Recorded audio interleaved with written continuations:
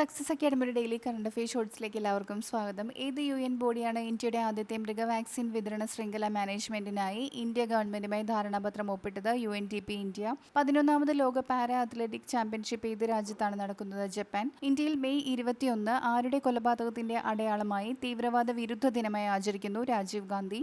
ഇറാന്റെ ആക്ടിംഗ് പ്രസിഡന്റായി നിയമിക്കപ്പെട്ടതാര്? മുഹമ്മദ് മൊക്ബർ. ഏത് പകർച്ചവ്യാധിക്കെതിരെയുള്ള mRNA വാക്സിന്റെ ക്ലിനിക്കൽ പരീക്ഷണങ്ങളാണ് 2024 മെയ്യിൽ ആരംഭിച്ചത്? ഇൻഫ്ലുവൻസ.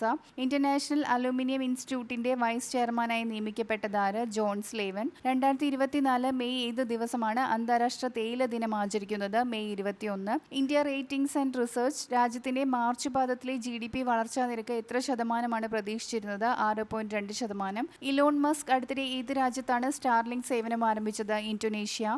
ഇന്ത്യയിലെ ഏത് കമ്പനിക്കാണ് great place to work certification ലഭിച്ചത്? Fuji Electric India. കൂടുതൽ വീഡിയോസിനായി ചാനൽ സബ്സ്ക്രൈബ് ചെയ്യുക.